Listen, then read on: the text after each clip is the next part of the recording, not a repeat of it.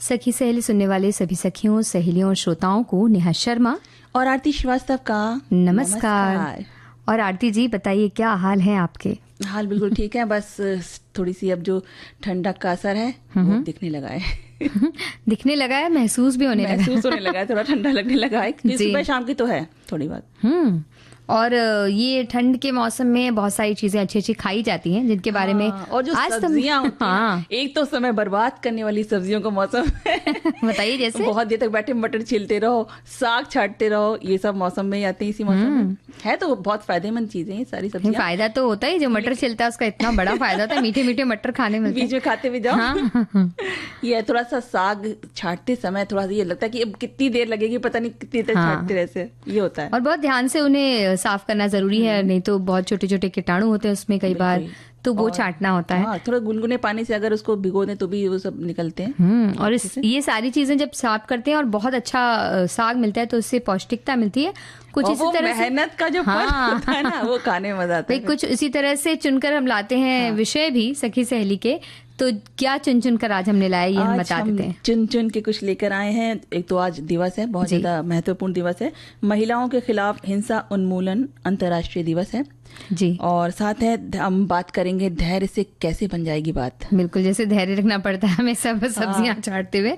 और मायके ससुराल में खुशहाल रिश्तों की धुरी है स्त्री, इस विषय पर भी हम बात करने वाले हैं। हमारे बहुत से श्रोताओं ने तो अपने बहुत सारे कमेंट्स भी हमें भेज दिए हैं। कुछ इनसे पूछें कि धैर्य को लेकर हमारे श्रोता क्या समझते हैं, किस चीजों में वो धैर्य रखते हैं। इसके बारे में हमें कुछ बताएं कि क्या ऐसा कौन सा पल रहा उनके जीवन का जिसमें उन्होंने धैर्य से उस पल को अपने आप पे काबू कर लिया, जी, अपने आप को करा उसमें। तो इसके बारे में हमारे श्रोता हमें बताने वाले हैं। और बताइए आप किस तरह से आपने उस पल को अपने आप को संभाला, उस पल में अपने धैर्य के साथ में। तो नेहा क्यों ना एक पहले गीत सुन लिया जाए शुरुआत में। इसमें किसी तरह का धैर्य नहीं रख सकते।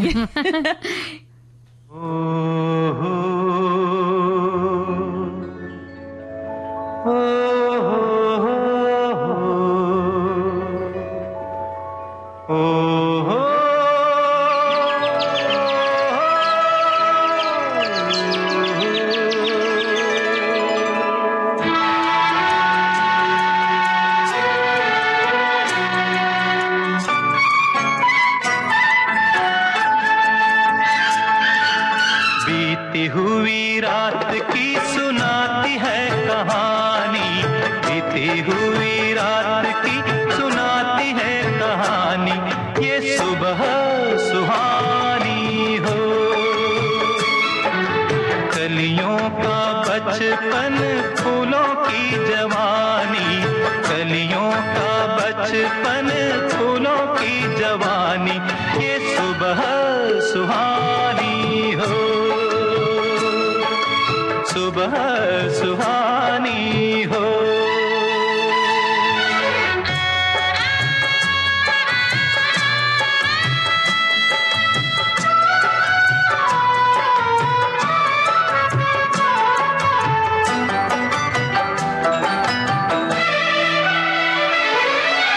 दूर किसी देश सब सितारे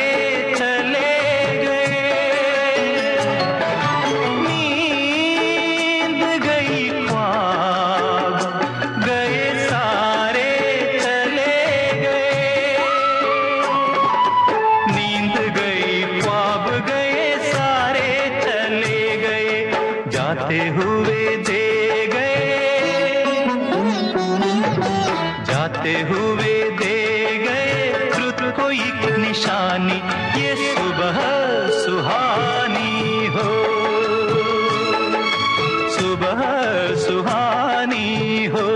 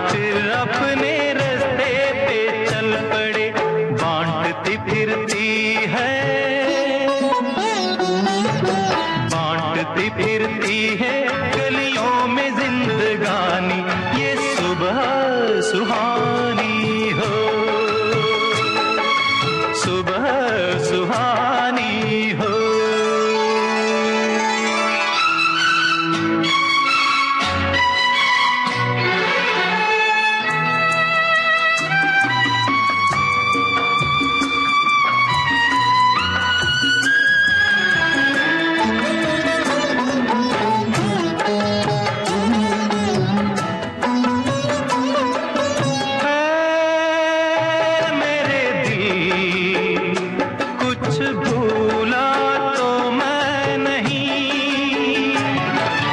ये रंग रूप पहले देखा है कहीं, ये रंग रूप पहले देखा है कहीं। साथ लेके आई, साथ लेके आई यादें कई पुरानी, ये सुबह सुहानी हो। बीती हुई रात की सुनाती है कहानी, कलियों का बचपन, फूलों की जवानी, ये सुबह सुहानी हो, सुबह सुहानी हो। यीशुदास की आवाज में अय्याश फिल्म का गीत आप सुन रहे थे। आनंद बख्शी के बोल, रविंद्र जैन का संगीत। और आरती जी बताइए, आप क्या बताने वाली हैं? आज हम बात करेंगे जो महिलाओं के खिलाफ हिंसा होती है उसके उन्मूलन के लिए जो अंतर्राष्ट्रीय दिवस मनाया जाता है उसके बारे में। जी, और ये दिन अगर देखा जाए तो दुनिया भर में महिलाओं को घरेलू हिंसा, बाहरी हिंसा, मानसिक, शारीरिक हिंसाओं का सामना करना पड़ता है। और अगर एक आंकड़े की अगर हम बात करें तो हर तीसरी महिला को किसी न किसी तरह की हिंसा का सामना करना ही पड़ता है। बिल्कुल। और महिलाओं को उनके अधिकारों के प्रति जागरूक करने के लिए और हिंसा जो कर रहे हैं उन्हें चेताने के लिए ही ये दिन हर वर्ष 25 नवंबर को मनाया जाता है। क्योंकि कोई भी दिवस मनाने का कारण यही होता है कि उसके लिए जागरूकता लोगों में पैदा की जाए। और इस तारीख को चुनने का कारण और भी दर्दनाक है कि इस दिन एक घटना भी ऐसी हुई थी कि 25 नवंबर 1960 को डोमिनिक जो शासक थे उन्होंने अपना विरोध प्रकट करने पर 3 बहनों को बेरहमी से उनकी हत्या कर दी गई थी, जिसके कारण इस तारीख को महिलाओं के प्रति होने वाली हिंसा के उन्मूलन का दिन मनाने का फैसला किया गया था। और संयुक्त राष्ट्र की ओर से इस दिन को मनाने का प्रस्ताव 17 दिसंबर 1999 को आधिकारिक रूप से पेश किया गया था। और अगर देखा जाए आरती जी तो महिलाएं आमतौर पे हिंसा झेलती रहती हैं और सामाजिक दबाव भी है या शर्म होती है या ऐसा लगता है कि लोग क्या कहेंगे अगर हमने कुछ कहा तो, ऐसी बातें सोचकर वो सालों साल हिंसा का शिकार होती रहती हैं। और तो ऐसे में जरूरी है आज का जो ये दिन मनाया जा रहा है बहुत खास है, क्योंकि इससे उनको उनके अधिकारों का तो पता चलेगा ही और साथ ही मानव अधिकार क्या है लोगों को भी पता चलेगा कि अगर कोई महिला हिंसा झेल रही है तो आप उनके लिए क्या कर सकते हैं। बिल्कुल जरूरी नहीं कि अगर वो महिला जो इतना परेशान है, सब आपके सामने ये सब चीजें हो रही हैं, घटित हो रही हैं, तो आप भी उसके लिए शिकायत कर सकते हैं। और आपका इसमें आप अगर शिकायत करेंगे तो इसमें आपका नाम भी उजागर अगर नहीं किया जाएगा, ऐसा भी है। आप नहीं चाहते अगर सामने आना तो वो भी चीज हो सकती है कि आपको सामने आए बिना अपना शिकायत आप दर्ज करा सकते हैं और उनकी मदद कर सकते हैं इस चीज के लिए। तो एक मतलब खुद के प्रति जो हिंसा झेल रही है महिला, उसको तो एक सीख मिलती है कि उसे ये नहीं झेलना है और उसकी मदद करने के लिए बहुत सी संस्थाएं हैं, बहुत से लोग हैं। और साथ ही साथ हम जो एक दूसरा व्यक्ति है जो आसपास रहता है उसे भी एक अच्छे नागरिक बनने की प्रेरणा मिलती है कि जरूरी है। हाँ, ऐसी परिस्थिति अगर आपको सामने दिख रही है तो आप आंख मूंद कर नहीं रह सकते, क्योंकि एक छोटा सा भी साथ मिलता है तो सामने वाले को बल मिलता है, उसे लगता है कि वो अकेले नहीं है तो वो लड़ सकता है इसके खिलाफ। और बहुत सारी महिलाओं को ये होता है ना कि कि हम अगर घर चले जाएंगे या हमें घर जाना पड़ जाएगा तो हमारे माता पिता पे क्या गुजरेगी। लेकिन सोचिए अगर आपकी कुछ ये हिंसा झेलते झेलते अगर आपको कुछ हो जाता है तब उन पे क्या गुजरेगी। तो ये बात सोचते हुए इस हिंसा को बिल्कुल भी, पहली बार हो अगर हिंसा, तभी उस चीज के खिलाफ आपको आवाज उठानी चाहिए अपनी, ताकि वो आगे और न बढ़े आगे। और कुछ चीजें जो आसपास के व्यक्ति वो कर सकते हैं कि अगर किसी महिला को देख रहे हैं कि घरेलू हिंसा का वो शिकार हो रही है तो उन्हें आप बता सकते हैं कि उनके अधिकार क्या है, वो क्या कर सकती हैं और उनकी कुछ मदद अगर उन्हें चाहिए तो कर सकते हैं। बिल्कुल। और भारत में तो अगर देखा जाए तो बहुत सारे कानून भी बनाए गए इसीलिए महिलाओं के लिए कि उनकी सुरक्षा के लिए, चाहे दहेज का हो, चाहे प्रताड़ना का हो, किसी भी चीज का, हर इतने कानून बने हुए, आप उसका लाभ उठाइए, उसके बारे में आप जानिए, अपने अधिकारों के बारे में जानिए, उसका लाभ उठाइए। केवल जानने से कुछ नहीं होता, उनका लाभ उठाने से ही आपको कुछ उसका फायदा मिलने वाला है। तो इसके खिलाफ आप कदम उठाएंगे, क्योंकि अगर महात्मा गांधी या किसी महापुरुष का ये कथन है कि जब हिंसा जो करता है वो जितना जिम्मेदार है, हिंसा झेलने वाला भी उतना जिम्मेदार होता है उसके लिए। और अगर आप आवाज नहीं उठाते तो, और साथ में अगर जो देख रहा है वो चुप है, वो भी उतना ही जिम्मेदार है जी, जो करने वाला हिंसा उसके साथ में। क्योंकि ना आप देख रहे हैं, वो चीजें आपके सामने चीजें हो रही हैं, वो आपको मालूम है वो गलत है, आप जानते हुए भी, सब कुछ समझते हुए भी अगर आप उसके खिलाफ आप कदम नहीं उठा रहे तो फिर आप भी उतने ही गलत है आपके सामने वाला है। तो वही है कि अगर किसी भी तरह का हिंसात्मक प्रवृत्ति आप सामने देख रहे हैं तो उसका सहयोग मत कीजिए, और मजाक का विषय ऐसे ना बनाइए आप, क्योंकि बहुत से लोग इसको मजाक के तौर पर भी दूसरों को बताते हैं। तो ये करना तो बहुत, हाँ, उनके साथ ऐसा हुआ, या अभी इन्होंने ऐसा किया है तो अब देखो तुमने ऐसा किया, तुम्हारे साथ ये होगा। इस तरह की जो जुमले होते हैं वो आमतौर पर महिलाओं को इस तरह से कह दिया जाता है। कई बार जैसे आमतौर पर ससुराल का नाम लेकर कहा जाता है कि तुम ये कर रहे हो तो तुम वहां पर मार खाओगी या तुम इस तरह से रहोगी। हाँ। तो ये कोई मजाक का विषय नहीं है और इसको आम ना बनाएं आप। आमतौर पे हम ये भी नहीं कह रहे हैं कि हर ससुराल में इस तरह की चीजें होती है या कहीं भी होती है, वो हर जगह हो सकती है और कहीं भी नहीं हो सकती है। अब तो खैर चीजें बदल गई हैं, बहुत सारे लोग जो शिक्षित भी नहीं भी हैं वो भी उनको मालूम है कि हाँ चीज ये अगर गलत है तो इसके इस तरह से हमें नहीं करना चाहिए जी। तो इस पे बहुत काम हुआ है, सुधार भी हुआ है इस बारे में। व्यक्ति भी बदल रहे हैं, समय के साथ बदल रहे हैं, और लोग जो भी अपना ससुराल हो या मायका हो एक तरह का उन्हें व्यवहार मिलता है, तो ये भी बहुत अच्छी बात है। और कई बार बहुत सी ऐसी जगह होती है जो हम बिल्कुल अपनों एकदम करीबी लोगों को हम सोचते हैं, वहां भी हिंसा का हम शिकार हो सकते हैं। तो इस तरह से सारी जगहों पर आप जागरूक रहें और अपने बारे में जानकारी ज्यादा रखें, चीजों के बारे में पढ़ें, और सरकारी योजनाएं भी कई तरह की, संस्थाएं कई तरीके की, उनके बारे में जानकारी रखें। और किसी भी तरह से ये सारी गतिविधियां अगर हो रही कहीं भी आपके आसपास तो उसे रोकने का प्रयास ही करें। ठीक है। और इसी बात पे हमारे श्रोता कहते हैं कि नारी तू नारायणी, मायका हो या ससुराल, रिश्तों में खुशहाली का केंद्र है स्त्री। स्त्री के लिए एक बहुत बड़ी बात कही जाती है जो कि नारी तो नारायणी कही जाती है। मतलब नारी एक देवी का स्वरूप है जो अपने जॉब करते हुए अपना पूरा घर परिवार संभाल रही हैं, वो भी बिना वेतन, बिना छुट्टी, 24 घंटे 7 दिन। हमारे घर आई बहू भी किसी की बेटी ही है, उसी तरह हमारे घर की बेटी जब ससुराल जाती है तब वो भी उस घर की बहू कहलाती है। अगर दोनों घर उसके साथ अपनी बेटी जैसा व्यवहार करते हैं तब घर स्वर्ग बन जाता है। हम भी हमारी दोनों बहू को बिटिया कहकर ही पुकारते हैं, एक बेटी जैसा व्यवहार करते हैं, और यही सच्चा अपनापन है। बहुत ही बिल्कुल समझदार लोगों की पहचान ही यही है कि वो ये अपने बहू और बेटी में अंतर नहीं, फर्क नहीं करते जी। दोनों को ही अपने प्यार देते हैं उतना, और उसी सम्मान के साथ में उनको रखते हैं। तो उसी तरह से उन्हें भी सम्मान मिलता है, क्योंकि आपको जैसा व्यवहार आप दूसरों के साथ करेंगे आपको भी उस तरह का व्यवहार जरूर मिलता है जी। तो एक गीत सुनवा दें। बिल्कुल।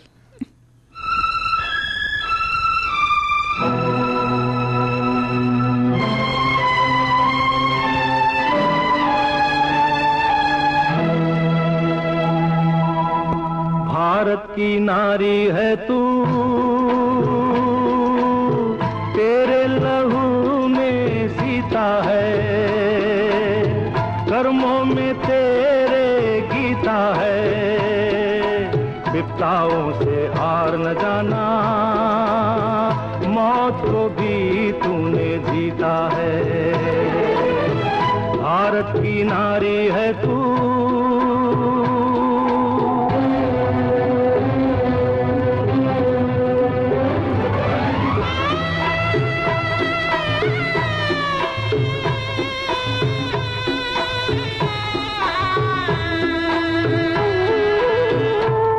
दिए पर भी मिट जाए, प्यार है तेरा ऐसा पतंगा, जिसको छू ले पावन कर दे, तेरी रगों में बहती है गंगा, तेरी रगों में बहती है गंगा।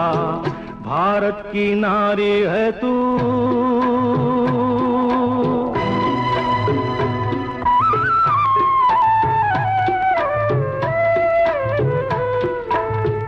पति भक्ति में तू सावित्री, राधा जैसा तेरा प्यार, तेरी शक्ति के आगे तो सदा झुका है ये संसार, सदा झुका है ये संसार।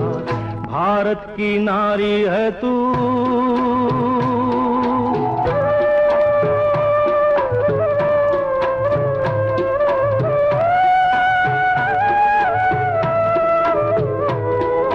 देती चल दुनिया को अमृत, पीती चल आंखों में आंसू, देती चल दुनिया को अमृत, पीती चल आंखों में आंसू,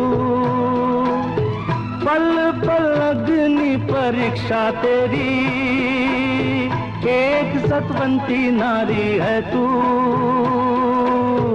एक सतवंती नारी है तू, भारत की नारी है तू,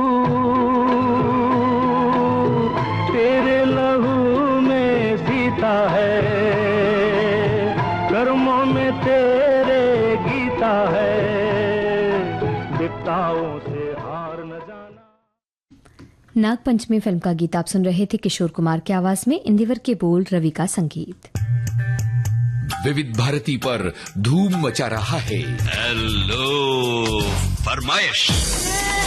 मुद्दत से दूर थे तुम हम, एक जमाने के बाद मिलना अच्छा लगा। जब से ये प्रोग्राम बंद हुए थे ना, सब लोग चर्चाएं करते थे कि विविध भारती से कब प्रोग्राम चालू होंगे। हम लोगों को अब सफलता मिली है तो हमें बहुत खुशी है सर। श्रोताओं की पहली पसंद, पहला प्यार होता है ना, फोन इन प्रोग्राम होता है कि अपनी आवाज करोड़ों लोगों तक पहुंचे, और एक ऐसा रेडियो स्टेशन विविध भारती है कि आवाज श्रोताओं के कानों में गूंजती है। आपको बता दें, हेलो फरमाइश कार्यक्रम के लिए आप भी कर सकते हैं फोन कॉल। रिकॉर्डिंग बुधवार को दिन में 11 बजे से लेकर 1 बजे के बीच, हेलो फरमाइश कार्यक्रम का प्रसारण मंगलवार और गुरुवार को शाम 4 बजे, पुनः प्रसारण बुधवार और शुक्रवार को दिन में 10 बजे, विविध भारती पर हेलो फरमाइश।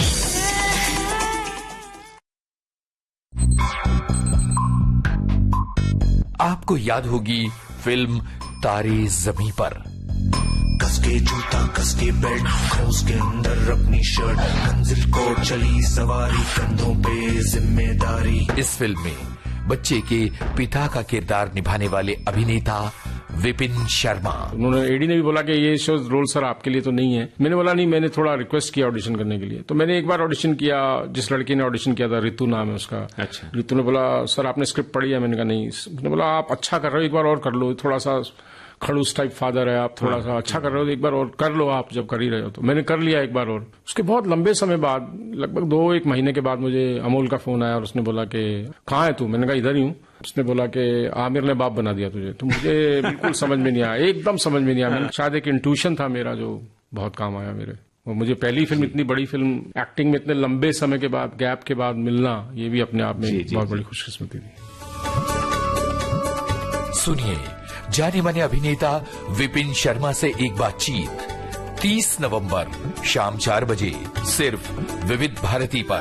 डिजिटल अपना बॉम्बे टॉकीज।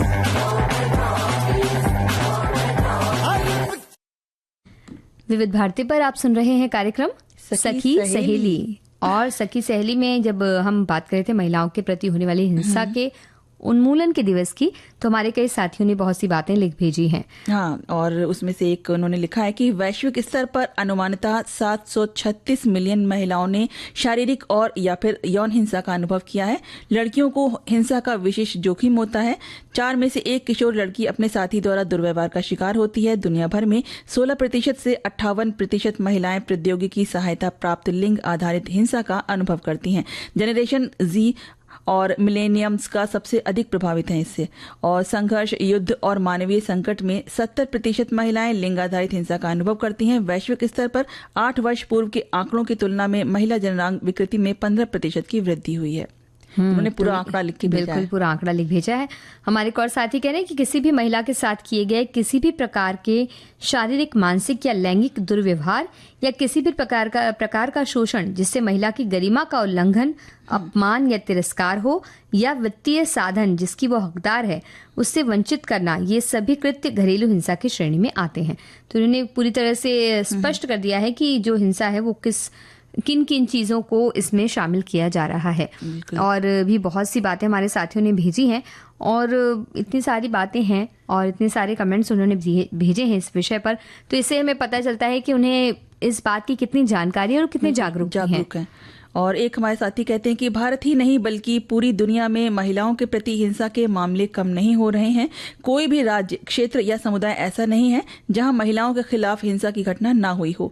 घर हो या ऑफिस, हर जगह महिलाओं के प्रति भेदभाव और उत्पीड़न के मामले दिख ही जाते हैं। महिलाएं और लड़कियां समाज की कई कुरीतियों का शिकार होती जा रही हैं, चाहे वो घरेलू हिंसा हो या शारीरिक और मानसिक यातनाएं। इसी भेदभाव को खत्म करने के लिए संयुक्त राष्ट्र ने 2009 में हर महीने की 25 तारीख को ऑरेंज डे और 25 नवंबर का दिन अंतर्राष्ट्रीय महिला हिंसा उन्मूलन दिवस के रूप में घोषित किया था।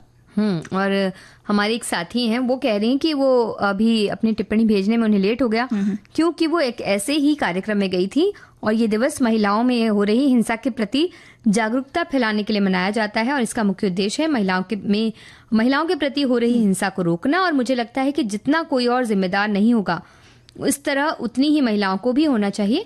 महिलाओं को अपने प्रति हो रही हिंसा के खिलाफ आवाज उठाना चाहिए जिससे वो अपने साथ हो रही इस गलत चीज को रोक सके। जो कर रहे हैं उन्हें सोचना चाहिए कि आप किसी की माँ, बहन, बेटियों को आपने चोट पहुंचाया और आपके परिवार के साथ ऐसा होगा तो आपको कैसा लगेगा। तो इस तरह से इन्होंने ये खुद ऐसे एक कार्यक्रम में गई और बधाई की पात्र है। हमें बिल्कुल उम्मीद है कि इन कार्यक्रमों के जरिए जागरूकता बढ़ाई जा रही है। नहीं, बहुत बहुत धन्यवाद। इतने अच्छे अच्छे विचार इन्होंने जो सारे आंकड़े भी लिख के भेजे। और अब एक गीत सुन लें। बिल्कुल, गीतों के जरिए मनोरंजन का ख्याल रखना जरूरी है जी।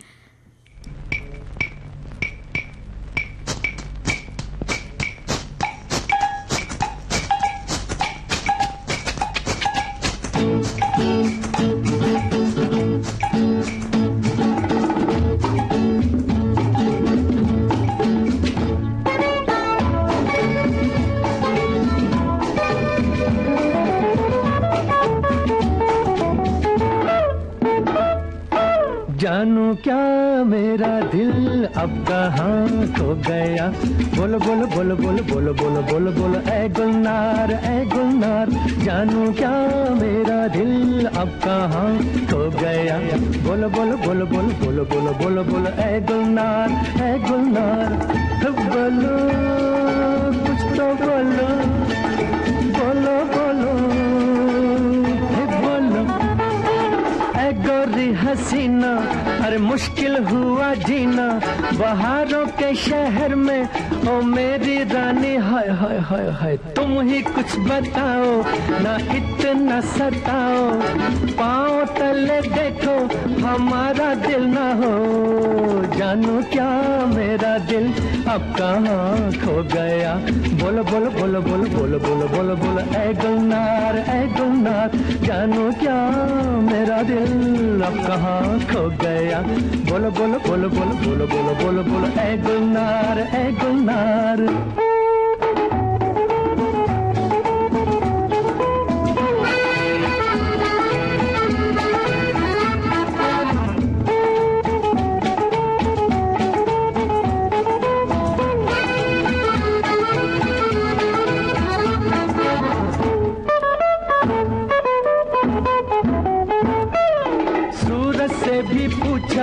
और किरणों से भी पूछा सुनता नहीं कोई हमारी बातें। हाय हाय हाय हाय फूलों से भी पूछा और कलियों से भी पूछा कोई कुछ ना बोला और मैं तो लुट गया।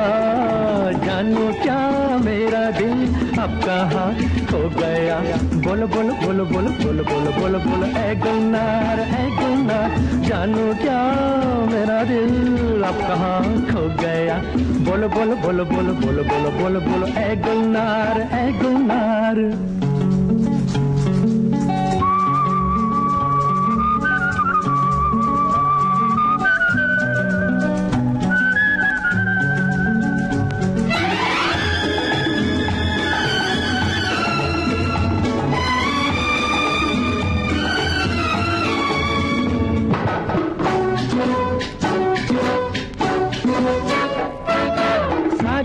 जवानी और लहरें भी मस्तानी घेरे मुझे देखो इशारा करके। हाय गालों के उजाले अरे जल गए जलने वाले परियों के नगर में लो मैं तो आपसा। जानू क्या मेरा दिल अब कहाँ खो गया। बोलो बोलो बोलो बोलो बोलो बोलो बोलो बोलो ए गुलनार जानू क्या मेरा दिल अब कहाँ खो गया।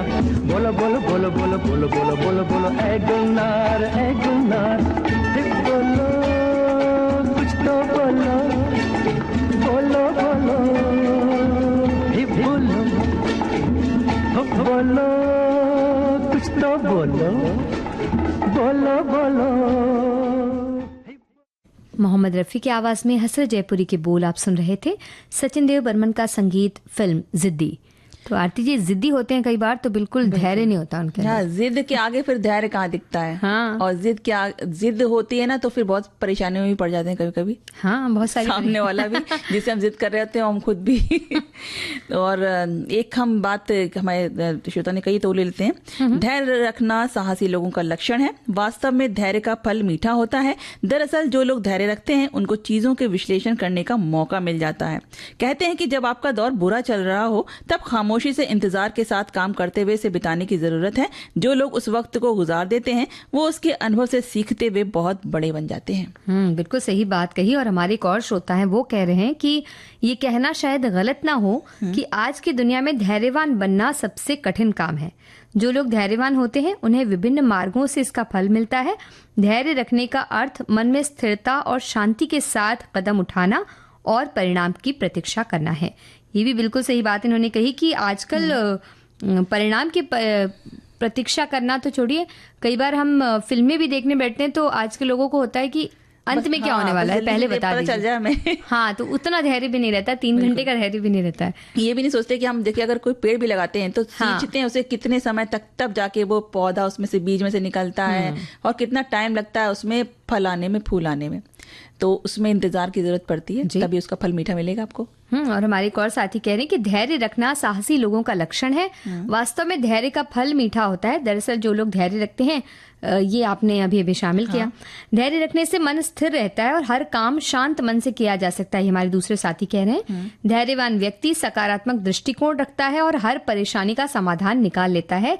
धैर्य रखने से कई मुश्किल सवाल अपने आप हल हो जाते हैं। तो आरती जी, अब हम धैर्य की परीक्षा लें? बिल्कुल लेनी पड़ेगी। और एक अंतराल देखते हैं परीक्षा लेके।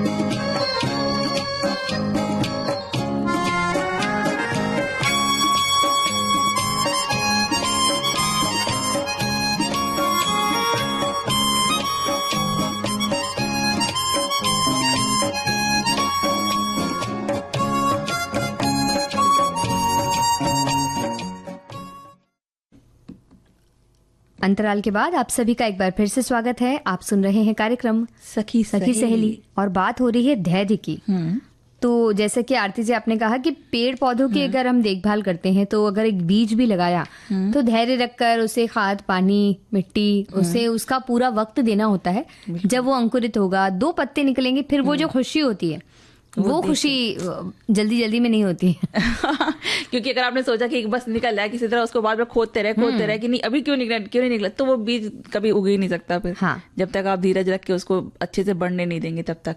जी, वो कहते हैं ना, वो एक तितली के अंदर जो कुकून होता है उसको अगर आपने, किसी व्यक्ति की कहानी भी थी कि जिसको उसने जल्दी जल्दी निकाल दिया कि तितली जल्दी निकल जाए, तो वो वहीं के वहीं उसकी मृत्यु हो गई, क्योंकि उसको पूरा एक वक्त लगता है तितली बनने के लिए। तो वो वक्त, हर एक चीज को प्रकृति ये सिखाती कि हर एक चीज को उसका वक्त लगता है और वो वक्त उसे देना बहुत जरूरी है। प्रकृति का सबसे बड़ा नियम ये है कि धीरज रखिए तो आपको अच्छा फल मिलेगा उसका। और जब शांत मन से हम किसी भी समस्या का हल खोजते हैं, कोई परेशानी आ गई, तो वो समस्या इतनी बड़ी लगती भी नहीं है। और अक्सर होता यह है कि जब कोई भी बुरा समय आता है या कोई बड़ी समस्या हमारे सामने आ खड़ी होती है नेहा, तो सबसे पहले हम क्या करते हैं, अपना धैर्य खो देते हैं कि अब क्या करें एकदम से, और अज्ञानता और अधीरता में दूसरों को गलत समझ लेते हैं। कई बार ऐसा होता है और इस वजह से रिश्ते तो बिगड़ते ही हैं, साथ में क्या होता है, मन पे हमारे नकारात्मक जो विचार होते हैं ना किसी के प्रति, वो हावी हो जाते हैं कि ये गलत ही है बंदा, इससे हमारे साथ परेशानी कुछ ना कुछ। ये नहीं समझते कि क्या परिस्थिति थी, क्या था, बात क्या थी, वो नहीं समझते। बस किसी ने अगर में कुछ कह दिया, हम उसी पे रिएक्ट कर देते हैं। तो इसलिए तो कहते हैं कि भाई जो भी कठिन मामले हो, कठिन मसले हो, उन पे फैसला लेते समय आपको धैर्य का साथ नहीं छोड़ना चाहिए, क्योंकि अब धैर्य रखेंगे तो सकारात्मक रूप से हालात बदलते जाते हैं और आपसी समझ और विश्वास भी बढ़ता है।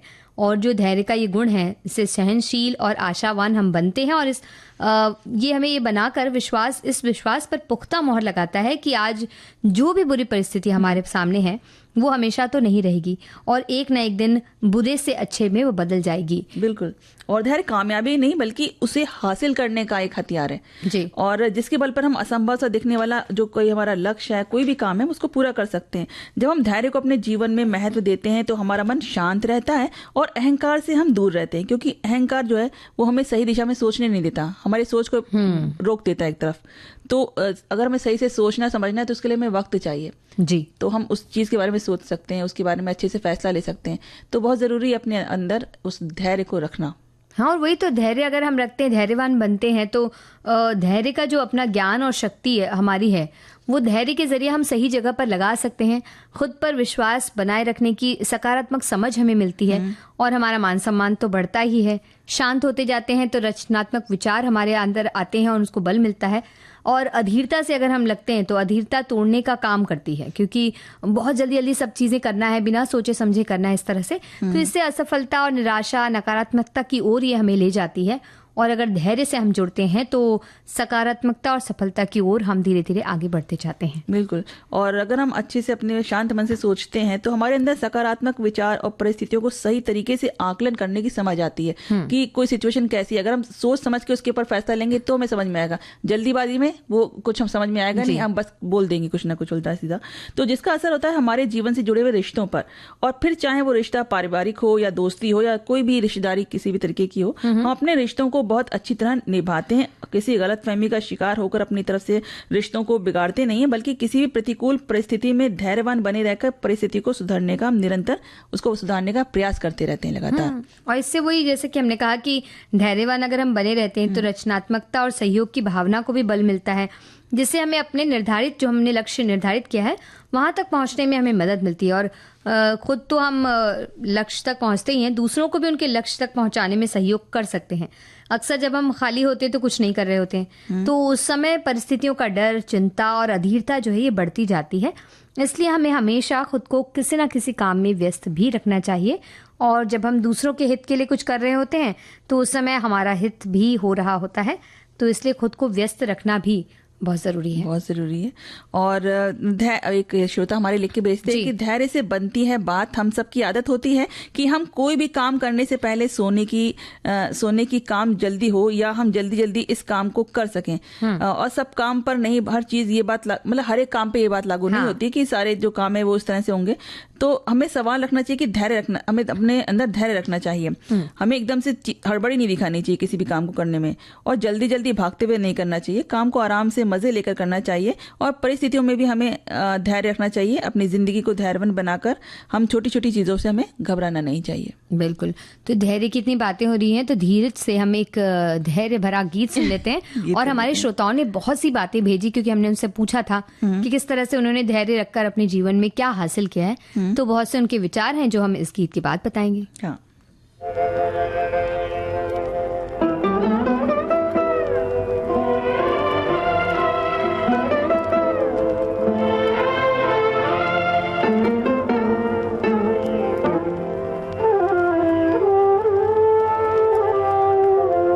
मन रे तू काहे ना धीर धरे,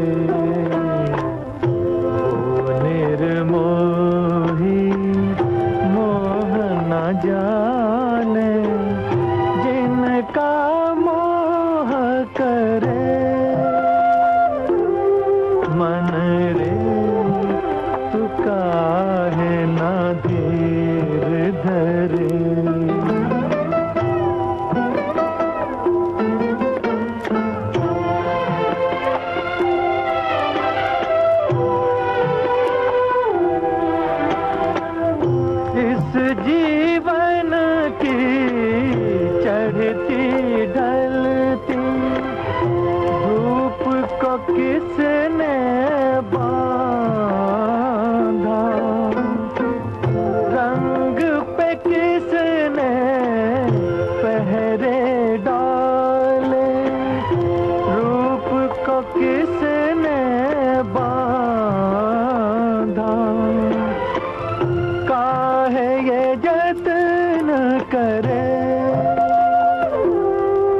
मन रे तू काहे ना धीर धरे।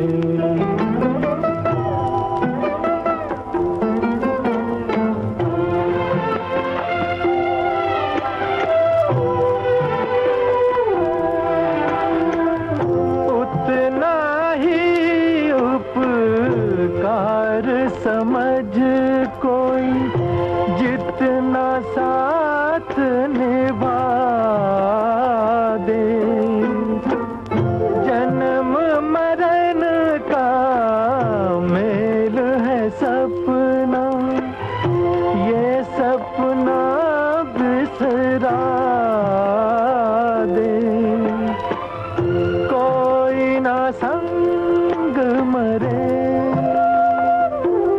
मन रे तू काहे ना धीर धरे। ओ निर्मोही मोह न जाने जिनका मोह करे। मन रे तू काहे ना धीर धरे।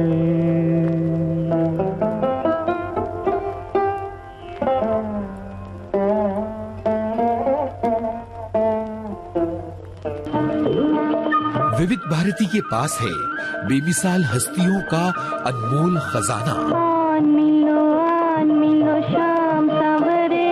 जरा सुनिए कैसे बना ये गाना। जब मैं गांव के छोटे छोटे बच्चों के साथ धूल मिट्टी में खेला करता था। संगीतकार सचिन देव बर्मन। बहुत ही बूढ़ा किसान एक गीत गाया करता था।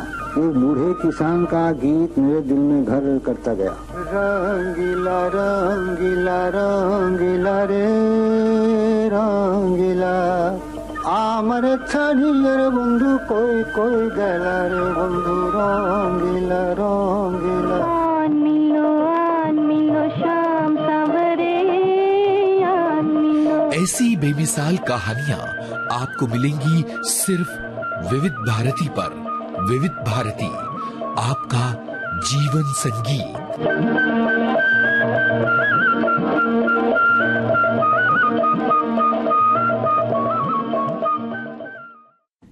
सखी सहेली कार्यक्रम हमारे साथी सुन रहे हैं विविध भारती पर। और आरती जी बिल्कुल डूबी हुई हैं, सब कमेंट्स पढ़ रही हैं। इतने अच्छे अच्छे कमेंट्स आए ना, तो ऐसा लगता है कि बस ऐसा लगता है कि ठीक है आप उसको बहुत अच्छे रहते हैं। ऐसा लगता है सारे विचार जो हैं जो हमने सोचे, हमें लगता है कि ये लिया जाएगा वो लिया जाएगा, वो सब विचार आ जाते हैं इस तरह से सब श्रोताओं की तरफ से।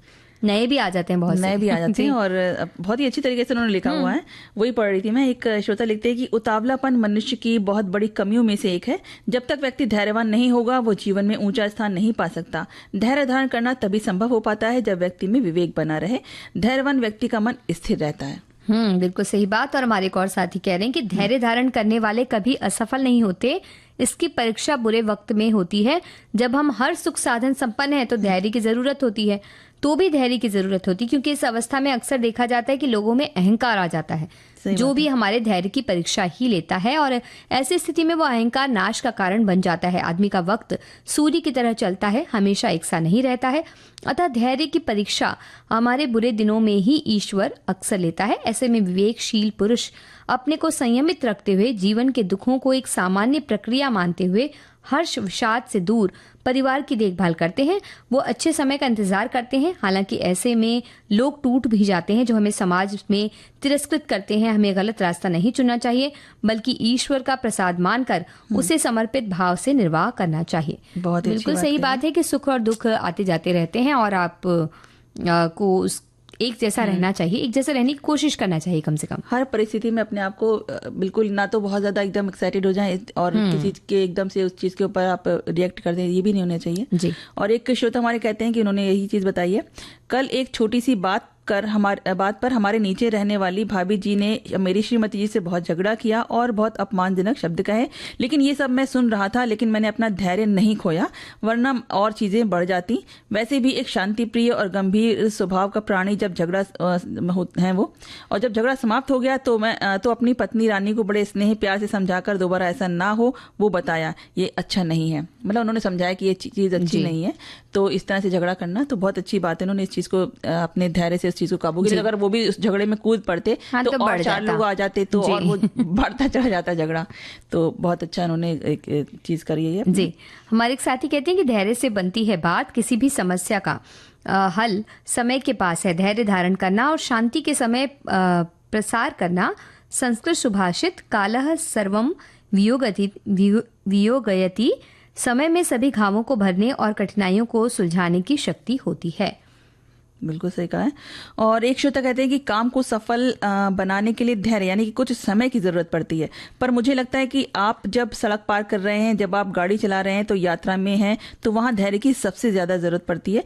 किसी एक आदमी की अधीरता बहुत सारी दुर्घटनाओं को जन्म दे देती है और काम को खराब कर देती है। जी बिल्कुल सही बात इन्होंने कही, क्योंकि वहां बिल्कुल पूरी तरह से सजग रहना जरूरी है और धैर्य भी रखना चाहिए। ऐसा नहीं कि बस 2 मिनट या 2 सेकंड बाकी है और हम सिग्नल तोड़कर चले जाएं। हो सकता है कोई व्यक्ति पार हो रहा हो और दुर्घटना का शिकार हो, और जैसा कि उन्होंने कहा कि हर व्यक्ति अपने अपने परिवार के लिए, समाज के लिए व्यक्ति बहुत जरूरी है। उसकी जरा सा भी अगर नुकसान होता है हमारी अधीरता की वजह से, तो ये तो बहुत ही बुरी बात है। बहुत बड़ी चीज कही इन्होंने, इस पे ध्यान देना चाहिए सभी को जी गाड़ी चलाते समय। और एक और श्रोता है जो कहते हैं कि ये कहना शायद गलत ना हो कि आज की दुनिया में धैर्यवान बनना सबसे ज्यादा कठिन काम है। जो कमेंट हमने उनका लिया। और हमारे एक और साथी कह रहे हैं कि धीरज धर्म मित्र अरुनारी, आपतकाल परखियों चारी। धीरज में सब काम बन जाते हैं, जो काम गुस्से में नहीं बनते, बने बनाए बिगड़ जाते हैं। वो कह रहे हैं आज बहुत शानदार होने वाला है, शायद इन्होंने धैर्य धरा है इसलिए ऐसा कह रहे हैं। हाँ बिल्कुल। और जो धैर्य होता है ना, वो चीज हम जब उसको खो देते हैं तो उसका एक बड़ा कारण होता है हमारा गुस्सा या क्रोध। जब बहुत ज्यादा गुस्से में होते हैं ना, तब हमें कुछ लगता है कि कुछ में क्या, बस किसी भी तरीके से हम अपने क्रोध को बाहर निकाल दें, तो जिसकी वजह से धैर्य का साथ हमारा छूट जाता है। और उसके लिए कुछ अलग किया जा सकता है कि जब भी आप गुस्सा आए आपको, और या जब भी गुस्से में गुस्सा हम पर हावी होने लगे, तो बस जल्दी से एक डायरी या कॉपी निकाल लीजिए और एक पेन ले लीजिए। और उसमें अपना गुस्सा क्यों आ रहा है और क्या कारण है, और सारी चीजें आप डिटेल में लिखना शुरू कर दीजिए। आप लिखते जाएंगे, अब देखिए जितना जितना लिखते जाएंगे ना, लिखते लिखते याद गुस्सा तो आपको खत्म हो जाएगा। और उसके बाद बाकी याद जब खत्म हो जाएगा, जब आप उसे पढ़ेंगे तो फिर आपको लगेगा बस खत्म, बस सब निकल गया सारा गुस्सा। तो लिखने में ही आपका गुस्सा खत्म हो जाएगा सारा। दूसरे व्यक्ति की तरह आप सोचेंगे कि आप खुद के जो गुस्से है उससे ऊपर उठकर कुछ सोचेंगे और ये करेंगे, तो आप बिल्कुल शांत मन से चीजों को देख पाएंगे। और शांत तब भी हो जाते हैं जब हम अच्छे अच्छे गीत सुनते हैं। तो चलिए आपको सुनाते हैं, गीत सुनते हैं।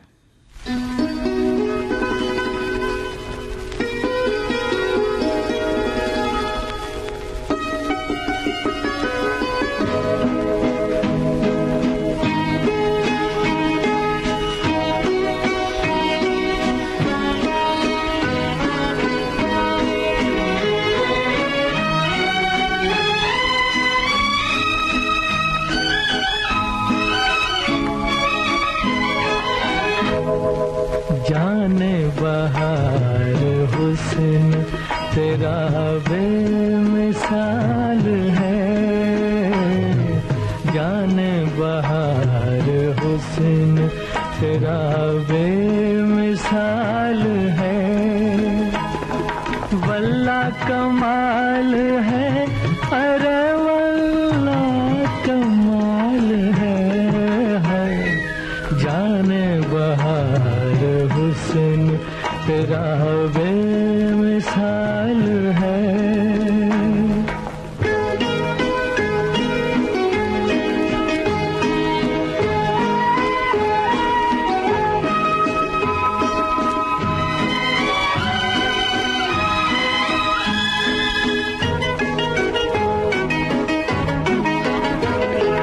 हाय ये तेरी मस्त अदाएं, ये बांकपन, हाय ये तेरी मस्त अदाएं, ये बांकपन, किरणों को भी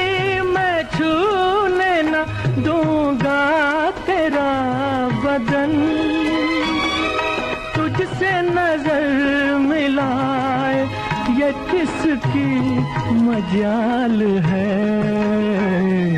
जाने बहार हुस्न तेरा बेमिसाल है।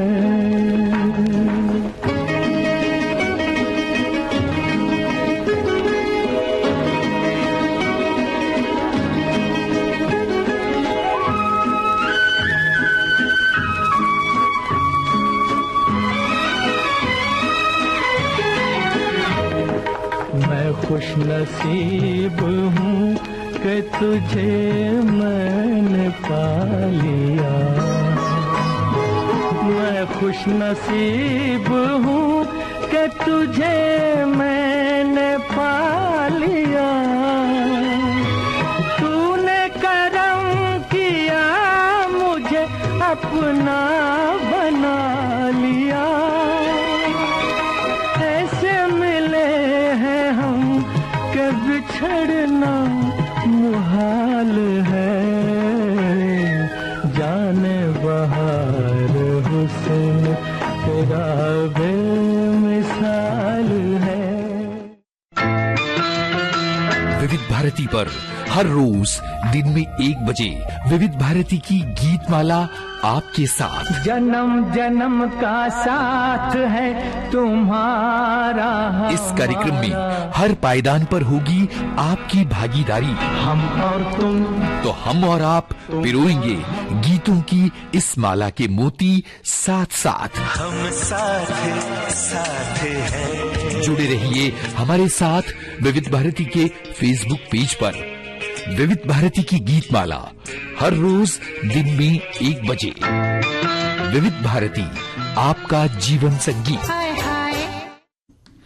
तो आरती जी, बात कर रहे हैं अगर हम स्त्रियों की, तो स्त्रियां जो होती हैं हर जगह जहां भी पहुंचती हैं वो घर को संभाल लेती हैं, ऐसा कहा जाता है। बिल्कुल, और इसीलिए तो इन श्रोता ने लिखा है कि बिन घरनी घर भूत का डेरा, ये कहावत कहने वाले को स्त्री की महत्ता समझ में आई तो उसके मुंह से निकल गया, लेकिन इसका अर्थ बहुत ही व्यापक है। ईंट गारे से बने घर में जान तो घर की लक्ष्मी से ही आती है। अकेला इंसान भी क्या जीवन जीता है, देखना है तो गाँव से शहरों में गए कामगारों से पूछो, बिना महिला के उनकी गृहस्थी कैसे गुजर रही है। किसी मजबूरी में वो बिना पत्नी के पैसे कमाने के लिए वो यहाँ समय काट रहे हैं। स्त्री ही परिवार की जन्मदाता है, वो ही हर सदस्य के सुख और दुख की मुख्य कार्यकर्ता धरता है और बिना उसके परिवार की कल्पना निर्मूल है। अतः हमारी जिम्मेदारी है कि हम स्त्री को महत्व दें, उसकी शिक्षा, उसके रहन सहन का समुचित प्रबंध भी करें। जिन घरों की महिलाएं शिक्षित और सुसंस्कृत, स्वस्थ और बुद्धिमान होती हैं, उनकी तरक्की हमेशा निश्चित होती है। कहते हैं अगर एक स्त्री को शिक्षित किया जाए तो उसके साथ 2 घर शिक्षित होते हैं, 2 पीढ़ी भी शिक्षित हो जाती है। हमारे एक साथी कह रहे हैं मायके और ससुराल में खुशहाली बहुत मुश्किल होता है एक स्त्री के लिए इस चीज को करना, लेकिन उन्हें करना होगा। एक स्त्री ही है जो मायके और ससुराल को बांध के रखती है। अगर वो एक तरफ से भी दूर हो जाए ना तो लोग उसे सोचने लगते हैं। इसलिए हम लोगों का फर्ज बनता है कि पूछें उसे कि क्या फर्ज बनता है। ऐसा उन्होंने लिखा है कि वो स्त्री को समझे, चाहे मायके वाले हों या ससुराल वाले। बात बात पर ससुराल वालों को भी मायके वाले के बारे में स्त्री को ताना नहीं देना चाहिए। मतलब उनके 2 घर हैं जिनके बारे में हमने बात की है, तो दोनों ही घर में सामंजस्य बिठाने की कोशिश रहती है और ये कोशिश वो सफल कर पाए, इसके लिए दोनों ही घर के लोगों को मदद तो करनी पड़ेगी। बिल्कुल बिल्कुल, तभी घर चलेगा, तभी सब चीजें सही से चलेंगी। और एक और श्रोता है जो लिखते हैं कि लड़की मायके और ससुराल में बचपन में माँ के घर और शादी के बाद ससुराल जाना पड़ता है। बेटी ससुराल में बहू के रूप में जानी जाती है। सास ससुर, जेठ जेठानी, देवर देवरानी के साथ रहना पड़ता है। घर का काम, खाना बनाना, साफ सफाई करना सब बहू का काम है। सबके साथ तालमेल बढ़ाना है। कभी कभी दिक्कत भी हो जाती है। सास कहती है तुम्हारी माँ ने नहीं सिखाया, ताने मारती है, तब दिक्कत आ जाती है। और लड़की की अपने मायके में बुराई भी नहीं सुनना चाहती, अपने मायके की बुराई भी नहीं सुनना चाहती लड़की ससुराल में। और बहू को अगर बेटी समझा जाए तो बहुत अच्छा होगा। तो ये चीज हमने पहले भी इस बारे में बात की थी कि और हमारे एक श्रोता ने लिखा भी था कि वो घर में अपनी बहुओं को भी बेटियों की तरह ही रखते हैं। पर दूसरी बात एक ये भी है कि अब बेटियों को भी ये सोचना होगा, जो बहुएं हैं, बेटियां हैं, उन्हें भी ये सोचना होगा कि कैसे हम अपने माता पिता की बातें सारी सुन लेते हैं। तो इस तरह से थोड़ा हमें भी उन्हें, जैसे हम चाहते हैं कि बहू को बेटी समझा जाए, उसी तरह से हमें ये भी सोचना चाहिए कि हम भी उन्हें अपने माँ बाप की तरह समझ सकें। और वो जिस तरह से बातें की थी, जरूरी नहीं हर बात को हम दिल से लगा लें या गुस्सा हो जाए। तो वो थोड़ा सा ये भी हमारे माता पिता भी गुस्से में बहुत कुछ कह देते हैं, कितनी बातें करते हैं, बहुत सारी मार भी पड़ जाती थी कई बार तो कम से कम हम जो बातें हैं वो सोचना चाहिए किस भाव में कही जा रही हैं। जरूरी नहीं कि हर चीजें झेली जाए, उसको सहा जाए, लेकिन ये देखा जाए कि किस भाव में कही जा रही है। हमारे एक साथी कह रहे हैं कि हर घर की खुशहाली एक महिला पर ही निर्भर करती है। एक स्त्री घर को बना भी सकती है, बिगाड़ भी सकती है। घर की छोटी छोटी बातों को नजरअंदाज करके आगे बढ़ जाए और बिगड़ी बात को अपनी तरह से सुलझा सकती है, और घर की छोटी छोटी बातों को तिल का ताड़ बनाकर घर को उजाड़ भी सकती है। महिला के ऊपर पूरे घर की जिम्मेदारी होती है, और यही नहीं, आगे आगे आने वाले बच्चे भी वैसा ही सीख कर बढ़ते हैं। बिल्कुल, अपनी जो माता जैसा व्यवहार कर रहे हैं, हाँ। सब चीजों से अपने माता पिता से घर में ही सीखते हैं, जैसा माहौल होता है। तो जरूरी अपने आप को संयत रखना, अपने आप को थोड़ी समझ तरीके से काम करना। और एक और श्रोता है जो लिखती हैं कि धैर्य जो बता रही हैं कि शादी के बाद एक लड़की पर ससुराल और मायका दोनों जगह के लोगों को खुश रखने की जिम्मेदारी होती है। ऐसे में अगर ससुराल वाले मायके के लोगों को पसंद ना करें तो चीजें बहुत मुश्किल हो जाती हैं। अपने सास ससुर के प्रति हमेशा सम्मान का व्यवहार रखें, भले ही वो आपके मायके वालों को पसंद ना करते हों। याद रखें, आपका व्यवहार ही आपके परवरिश को दर्शाता है। यदि अच्छा होगा तो लोग चाहते हुए भी आपके माता पिता को कभी अपशब्द नहीं बोल सकेंगे। तो यहाँ तो दोनों तरह का व्यवहार होना चाहिए, क्योंकि ये कहना भी उचित नहीं है कि ससुराल वाले अगर मायके वालों को पसंद नहीं करते तो बिल्कुल उस तरह से तटस्थ होकर रहना चाहिए, क्योंकि दोनों ही तरह से भाव होते हैं। तो ससुराल वालों को भी चाहिए कि वो क्योंकि वो एक लड़की है और वो अपने माता पिता से उसी तरह से जुड़ी हुई है जिस तरह से कोई भी संतान अपने माता पिता से जुड़ा रहता है। तो कोशिश करें कि इस तरह का ताना न दिया जाए, बल्कि अगर किसी ने कोई काम नहीं किया, मान लीजिए बहू ने या बेटी ने काम नहीं किया, तो उसे ही उसकी बात के लिए, उसकी गलती के लिए उसे ही गलत ठहराया जाए, न कि किसी और को कि आपकी माँ ने नहीं सिखाया या आप कुछ सीखे नहीं है। इस तरह की जो दूसरों को ताना ना देकर, उनके माता पिता को ताना न देकर, और उनसे सीधी बात करें। नहीं आ रहा है तो आप सिखाइए, आपकी जिम्मेदारी है ना वो जी। तो इस तरह से आप काम करिए ना। तो इस तरह से कर सकते हैं। हमारे एक साथी कह रहे हैं मायके और ससुराल का संबंध स्कूल और व्यवसाय के जैसा है। स्कूल में जितना सीखते हैं करियर उतना ही सफल होता है। ससुराल के संबंध व्यावसायिक संबंधों जैसे हैं। व्यवसाय में तो अच्छे संबंध बनते हैं, लेकिन कुछ लोग व्यवसाय में असफल हो जाते हैं। ये एक व्यवसाय से दूसरे व्यवसाय में जाते हैं और हर जगह निराशा ही मिलती है, क्योंकि उन्होंने मायके और स्कूल में कुछ नहीं सीखा होता। माँ कहती हैं कि सीखने के लिए उम्र पड़ी है। इस सवाल को लड़की नजर से देखा जाए तो जब वो मायके को छोड़कर ससुराल आती है तो वो ससुराल को अपनी सेवा, विनम्रता और अपने पन से मायका भी बना सकती है, और लड़के के नजरिए से देखा जाए तो अपने सास ससुर और बाकी सदस्यों से विनम्रता और सम्मान से पेश आकर उनका दिल जीत सकता है। तो ये दोनों सामंजस्य बैठाए रखना बहुत जरूरी है। और कई बार स्कूल में हम नहीं सीखते हैं तो बाद में क्रैश कोर्स करके भी सीख लेते हैं। तो ये भी सोचकर आप बाद में भी सिखाया जा सकता है। और बहुत सी चीजें हर घर की अलग अलग होती हैं।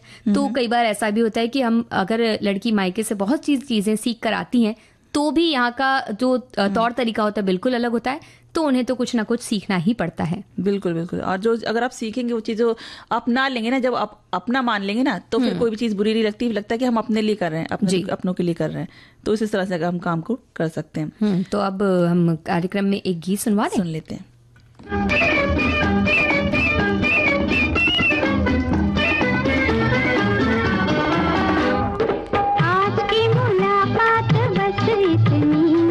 कर लेना बातें कल चाहे जितनी, आज की मुलाकात बस इतनी, कर लेना बातें कल चाहे जितनी। अच्छी नहीं होती है जिद इतनी, देखो हमें तुमसे है प्रीत कितनी, आज की मुलाकात बस इतनी।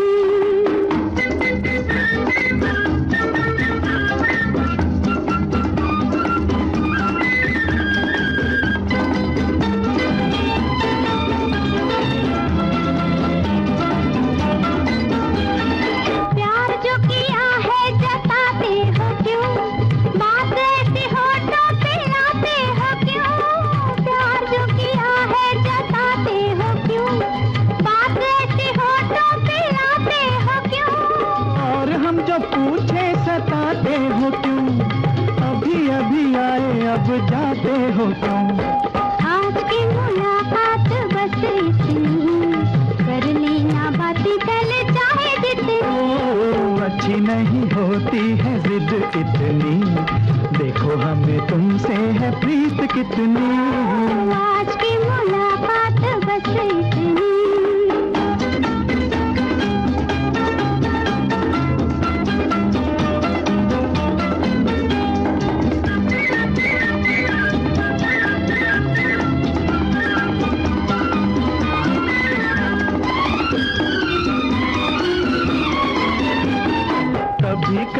ऐसे भी आया करो, चांद निकले तो घर जाया करो, कभी कभी ऐसे भी आया करो, चांद निकले तो घर जाया करो। आएंगे जाएंगे मर्जी से हम, प्यार है तो नाज। इसके साथ ही आज के कार्यक्रम से विदा लेते हैं। स्वीकार कीजिए नेहा शर्मा और आरती श्रीवास्तव का नमस्कार।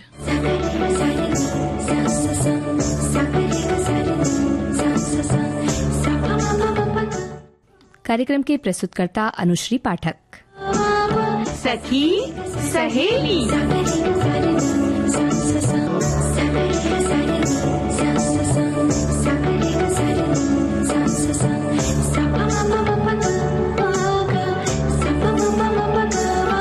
सखी सहेली।